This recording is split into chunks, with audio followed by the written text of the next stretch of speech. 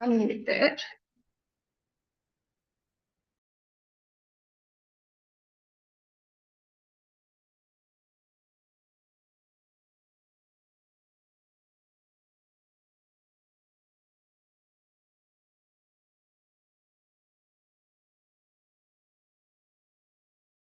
Listen to this device as a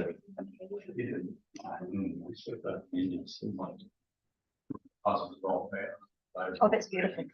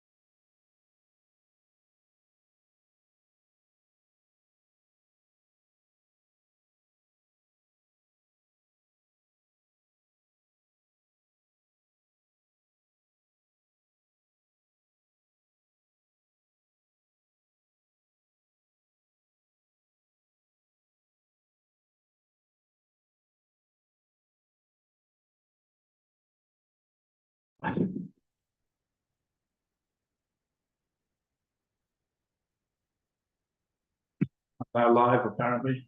Yes, it's good to know. I don't always know that. Right. We are on day 3 now, and the final day of historic heritage. Well, Dan, anything that you want to? No, sir, we've received the direction 19 issued yesterday, been very helpful. Yeah, and I don't envy the task. No. It's going to be an interesting result from that. So Yes. yes, we wish everyone well with that particular conference. Yeah. I haven't yet spoken to the administrators about the application or scribe, but we'll take care of it. So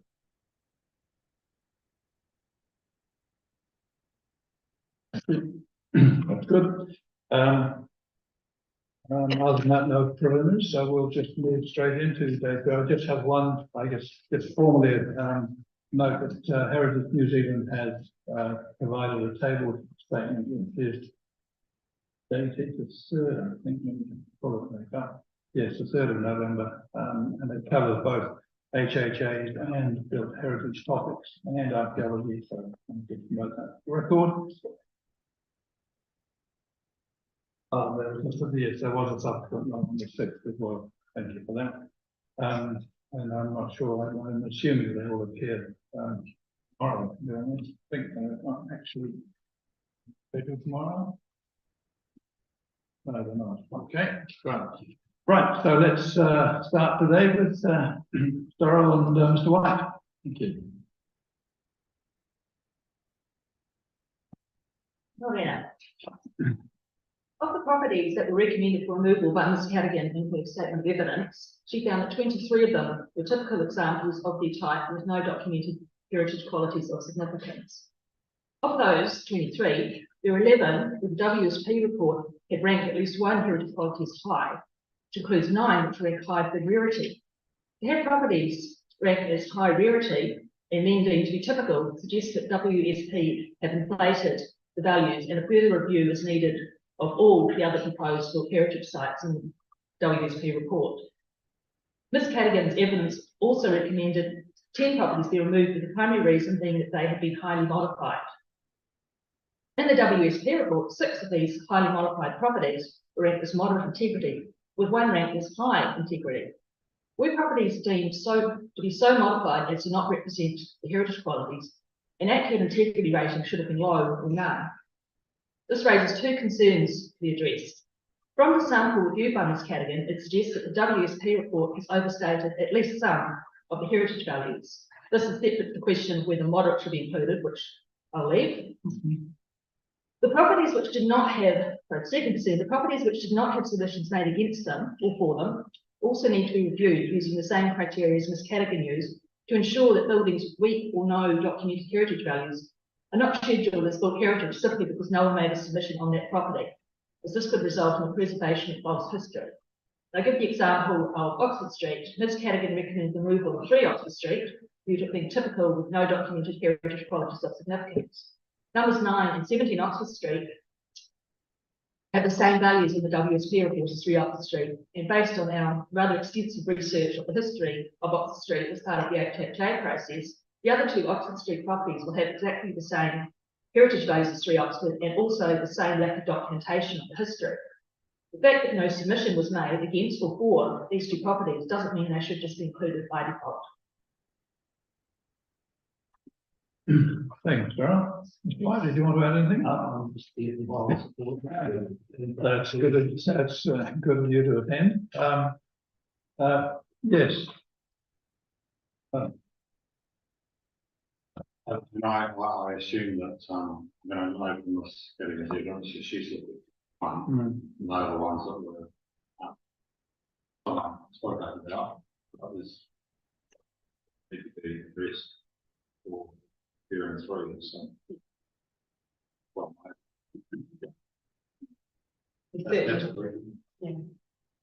Certainly, So similar. council is planning to Hang on, Ms. White, no, don't address the council, thank you. Thank you. Yep. We certainly heard similar concerns yesterday from some of the submitters in relation to making sure that the properties that are looking to be scheduled have gone through that robustness and testing. And so we had a couple of expert witnesses that came forward with the similar positions. We are more than live to we consumed a good deal of our mental wakefulness over the last month, so yes. Yeah. So thank you again. Just on your point, when you in B, where you say these properties need to be assessed using the same criteria as Ms. Cadigan first, I mean, so Ms. Cadigan's current analysis is based on the same criteria as WSP used.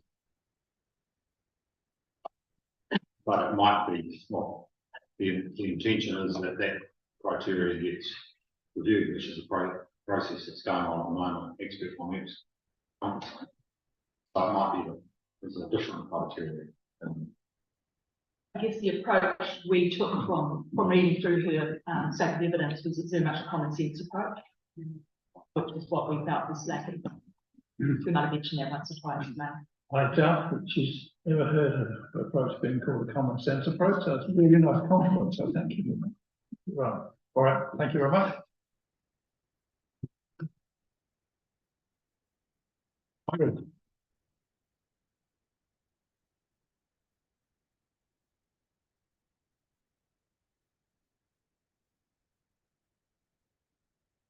And of course, we have read this commission. We have read the commission, and we've had I mean, I'm assuming that you're not going to say anything more than what's in your submission in terms of please endorse what the recommendation is. Yeah. Yeah, and a general comment on the process that's taken place. But yeah, so in the submissions, you'll see the submitters that we're acting for, and that list there, and the submissions do support the conclusion reached by Mrs. Cadigan, and of course the conclusion reached in the section 42A report that the heritage status should be removed from properties. As we've outlined in the submissions as well, there is an incredible frustration that has taken place. And that frustration is with the tag now and tidy up labour approach that has been taken. And this has all happened at the submitter's cost. This plan change is a section 6 matter and a matter of national importance, as you're well aware of, and it's operative when notified. So what's happened here is we've had sale and purchase agreements cancelled, major renovations delayed, and this has caused enormous stress and significant costs. And these costs have been spent due to lack of evidence provided in the notified plan change. While the outcome is that heritage will be removed from these properties 1.5 years later after it was done, it potentially could have all been avoided. So I'll take the rest of the submissions as read, and I'm happy to answer them. Thank you. And I mean, I don't know if you tuned in on Monday at some point, but we did have costs, so. Yeah, no. We did have a conversation which ended up with us musing as to whether or not we could make an early determination on some of these matters, so that in actual fact it did relieve that onus. We haven't sort of formally landed on that now, but that's in our mind. Yeah, if I can comment on that. I don't think that the methodology arguments that are coming through, or the questions that were sent in the directions last night, change the outcome from these properties. And that's because they're so modified, or there's no heritage status attached to them at all, that even if the methodology was to change throughout, it's not going to change whether these properties should have been scheduled. So I think we can take some comfort in removing them as soon as possible.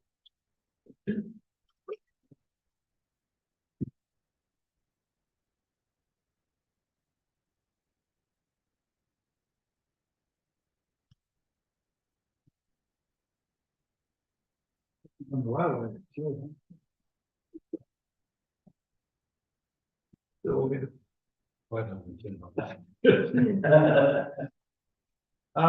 any idea when Miss Godley might be available?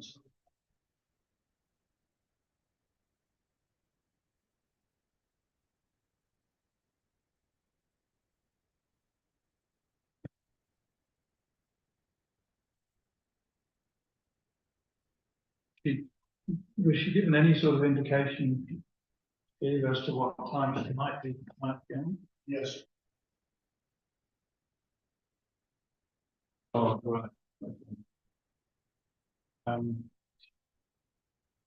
well, Miss Godley, if you're online, is Miss Godley online? Can you see? She's not. Right, okay. Right, well, I guess we just adjourn. Yeah, yeah. Well, let's adjourn for, say, that's on that was. If there's no indication as to where she is, then we might just, well, let's take a break until say 25 to, and then we'll see where we're at.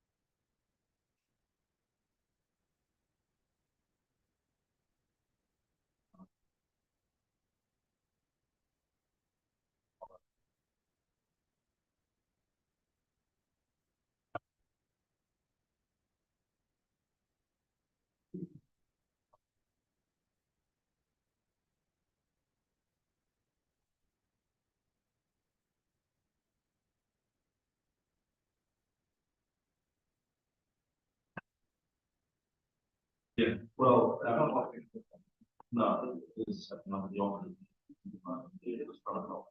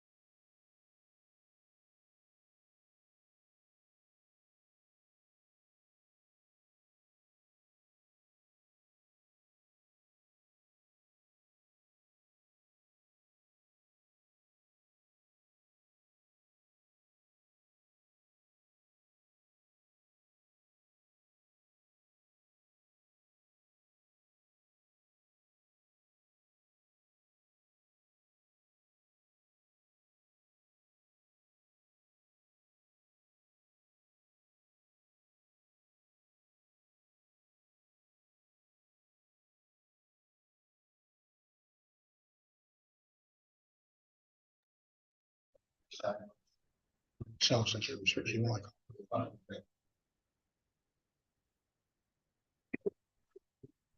Sorry? No, it's not an option. I just unmuted it. It's gone back to the freeze screen.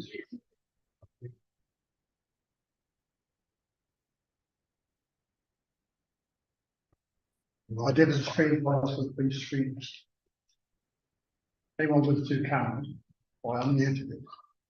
It's gone back to the freeze screen again.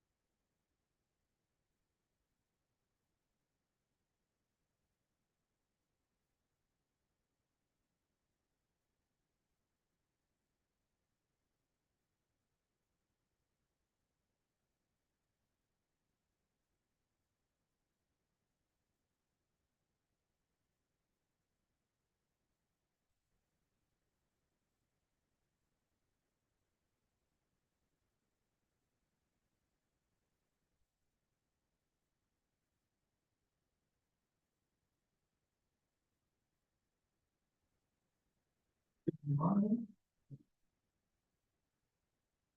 right, let's resume. Thank you very much. And you now hear from the 42A author, and welcome, and you have the rest of the day. Thank you. I won't take up too much of your time because I've already had opportunities, recommendations in the updated 42A report, but I do want to raise a couple of matters that have evolved since the start of the hearing on Monday morning, if I may, and then open up to any questions you may have. So I wanted to talk about scheduling and protecting interiors.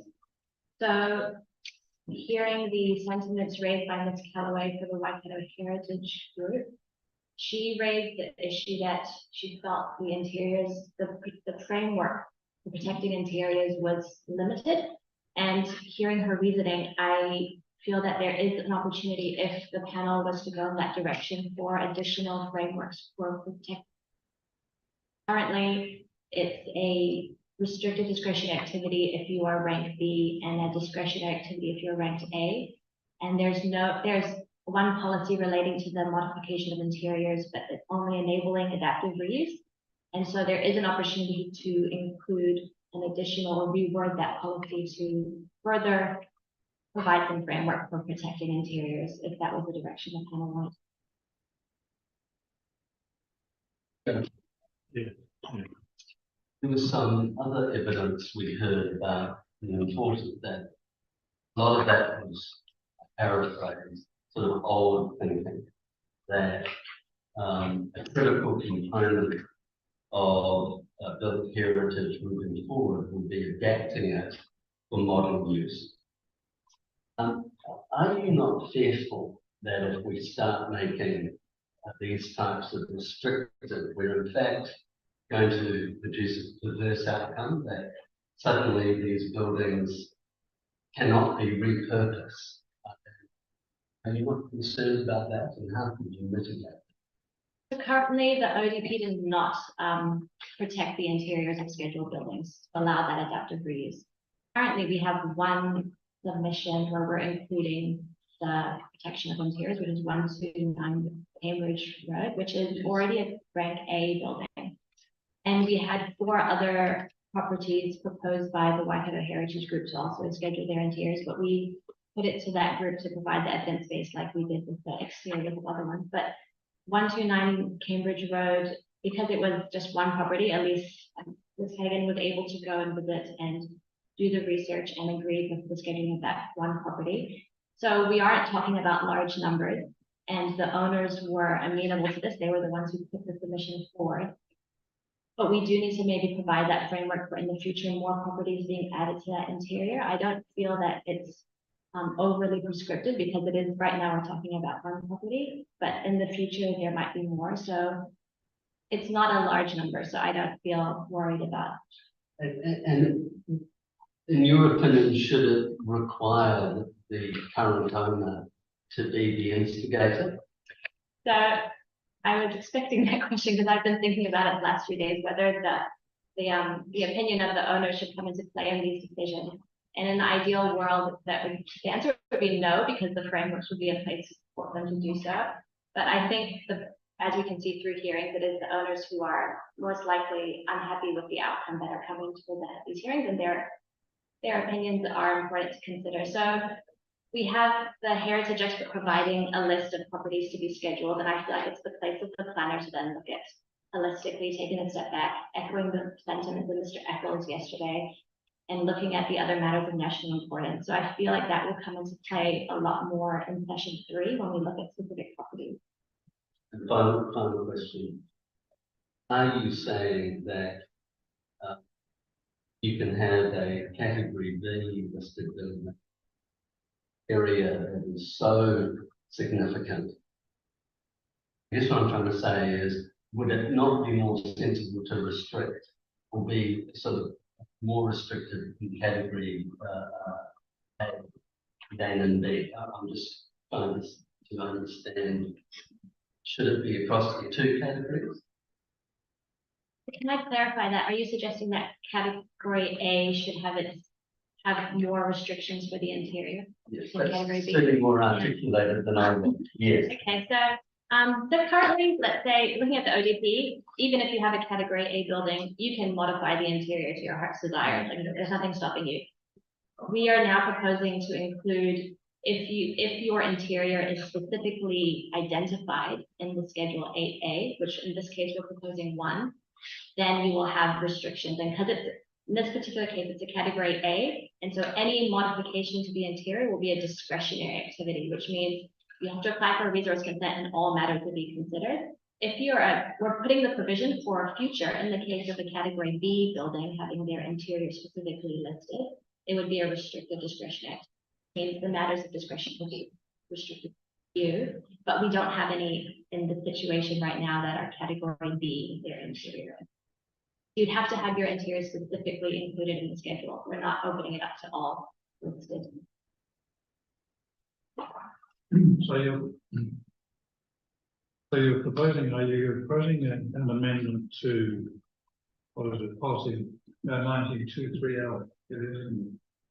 I was looking at the policies, and if we were to amend one, I feel like 1923K might be the most appropriate because it's referencing modification of interiors. Look at any work on heritage buildings and structures, that one?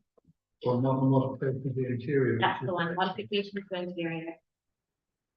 Yeah, well, that's, I'm looking at, it used to be K, it's now L, and so we're talking about the same policy, so you're modifying that. In terms of a rule, what are we planning on recommending in terms of the rules? Because there's nothing there at the moment. There is, in terms of any alterations, and then we put into, I think, we've added some words. That's the internal alterations? That's the one, yeah. Okay. So there is already the rule framework. But that's permitted at the moment, and so you're proposing to change that? Sorry, it's permitted if your building is just listed, but if your building has the interior specifically listed in 8A. Note 3. Note 3 says general interior. The rule is there already, we just added a few words, and it only references one property at this point. Question following on from that, I mean, you don't need to answer that now, but come back to due course. What is an internal operation? And then, putting a doorstop in, for example, would be an internal, I mean, it's problematic. I can immediately see it, so. Into what one. So it might be there, and I'm not sure. Note is also the best way. Formal construction. So I believe that it is in the rules. It's the note is there to simply clarify that all the other rules relating to modifications to the exterior still apply. Yeah. That's a very good point about what I think alterations. transparency in the way the rules are framed is my preference.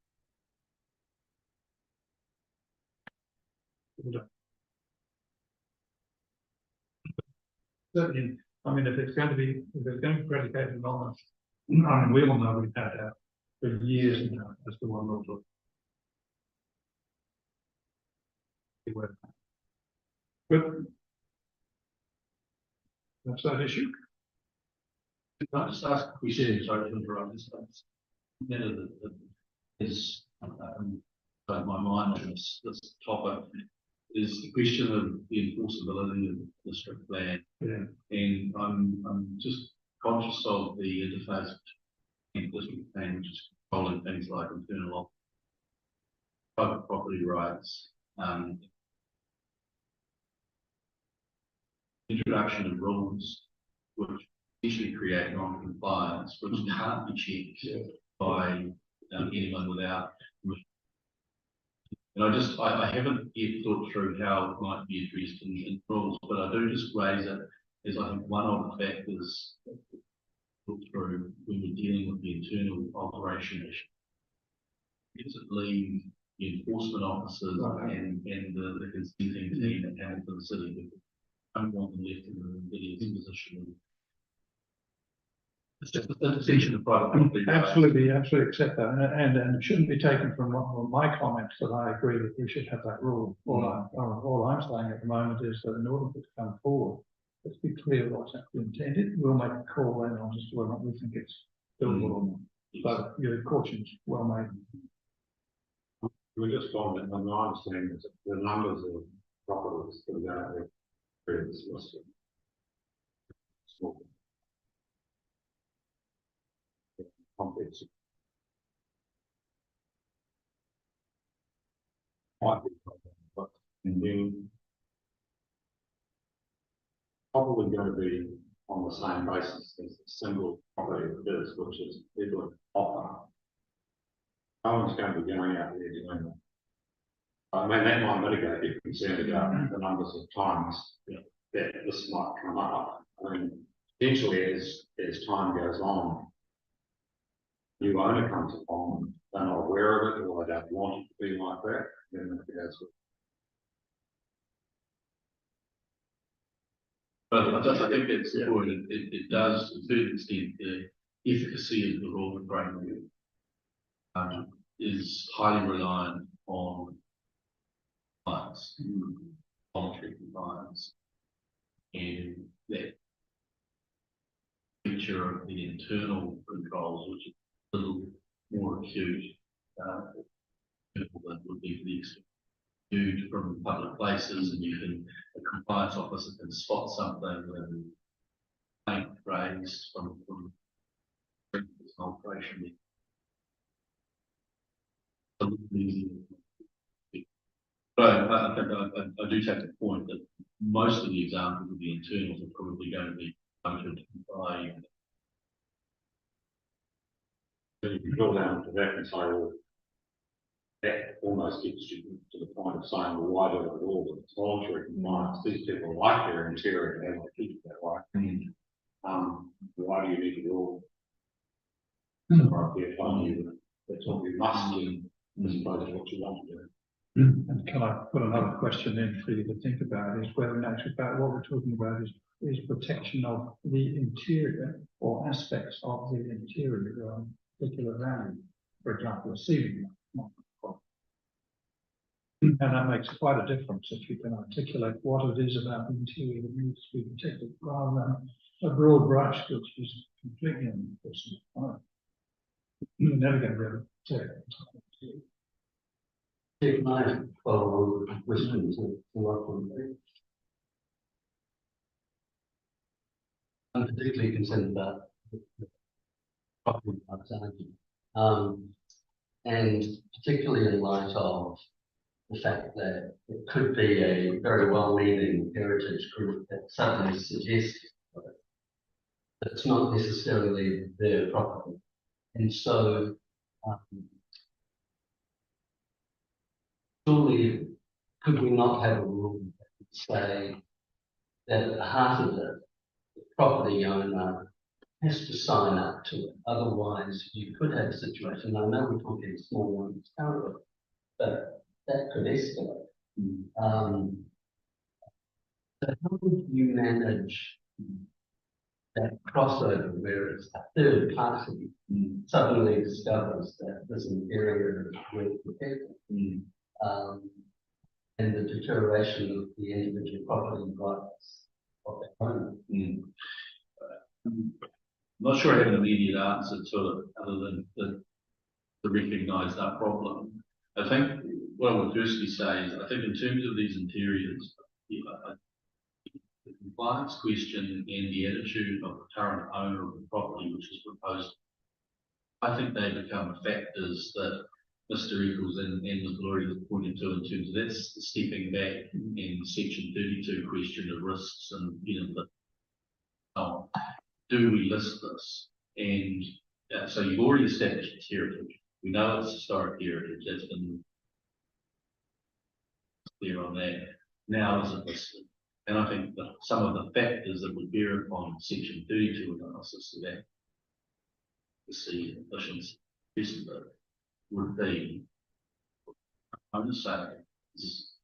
And because I think what the current owner says about it is in terms of enforceability, it doesn't solve the problem of future owners. That then is a whole new issue. But I think the consideration of those factors, I think, is that section, at that section 32 stage. We know it's heritage, it should be listed. And then the question is, and if we do list it, are there a bespoke set of rules and policies deal with interiors? Yeah, in fact, in terms of, if you step right back and ask yourself some fundamental 32 questions, are rules the best way to deal with interiors? Perhaps there are other methods. Perhaps you might have some objectives and some policies related to interiors and some methods, but your methods might not be a rule framework. It could be education, it could be information, knowledge, notes, I don't know. But it might be a different approach to interiors rather than enforceable rules which engage with compliance questions and all the rest of it. To the comment about the concern of subsequent owners, would that fear not be mitigated by the fact that in the conveyancing of the transaction, they would be aware, or they should, or the conveyancing solicitor should be aware of, one, it's scheduled, and two, there is this overarching areas restriction. So at least in the transaction, they're aware of it. What I'm fearful of is this retrospective, I bought this property and suddenly now I've got this place obligation on an interior. No, that's a very good point. So the due diligence that takes place in any transaction should flush out the heritage issues. Interestingly, LIM reports are not obliged to record district plan constraints. The way that the local government official information meeting that which governs LIMs, the way it works is to say that effectively, if a matter is sufficiently recorded in a public document like the operative district plan, that's deemed public disclosure and you don't necessarily have to record it on LIMs. LIMs catch other things that aren't necessarily in the public domain. So there is a risk that someone might do a LIM report request and not show up the heritage thing. So again, it may be that technique for Hamilton City might be to say, well, despite what Lagoima says about what has to be on LIMs, we've taken the approach of saying for listed heritage interiors, we make a point of putting that on the LIM. And that might be a practical assistance or practical assistance. So there's some things that could happen here that would help with ability and risk and efficiency. Feels like it certainly engages some different issues to experience. Well, I mean, it's not for nothing that for the last 40 years we've been done. It's been difficult for us first.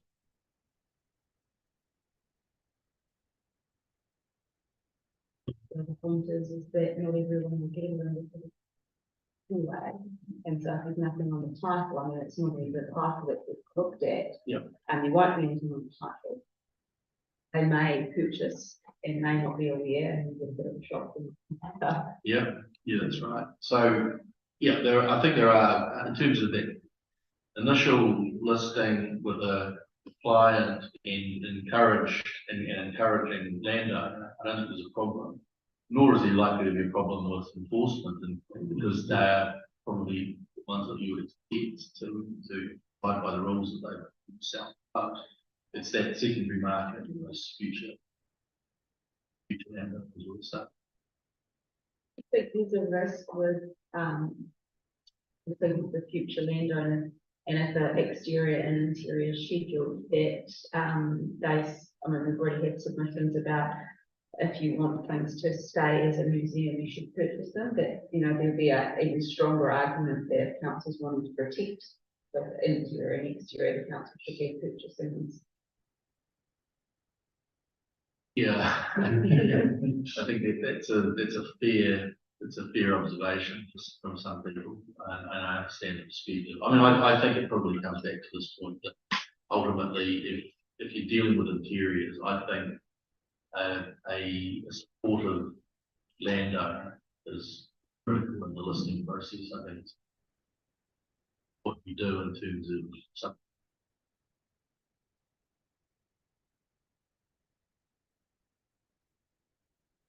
So you've got enough there to, come back on a fulsome recommendation. May I move on to another topic? So, I'd like to raise the definition of setting and surrounding. So Mr. Brown mentioned it yesterday. So it was listed in his evidence that he would like, the relief he was seeking was a change to the definition of setting, change to the definition of surrounding. And at the time reading his evidence, it wasn't clear the implications of what his change would accomplish. But after hearing him speak yesterday, I feel that there's merit in making that his recommended change to the definition of setting. He's offered two different variations to the definition, but I feel the Auckland Unitary Plan version accomplished what we were trying to achieve. And so if the panel would like to go in that direction, I recommend that we adopt that different definition of setting. It's a bit more succinct and clear as to what it's trying to achieve. And so moving on from that, just at the end of the hearing process for all the topics, so after next week, we can have an updated, clean version of the track changes that reflect all the changes that have happened during the hearing process, not just for built heritage, but also for the other topics as Breezeway offers and components we will collaborate on. When are you thinking that might be available? So the last hearing date is it next Wednesday? Yes. Have it due by, Don't be overly optimistic. yeah. When would you like to have it? 2025? I think we can finish that. Does it mean factor in the outcomes of the conference? It's far before conferencing and we're missing piece. Yeah. Well, it's going to be end of the month. So I think 24th of November was when the joint minute statement was.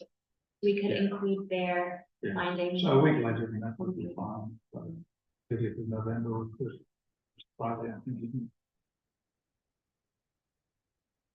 And that's for me. If there's another question.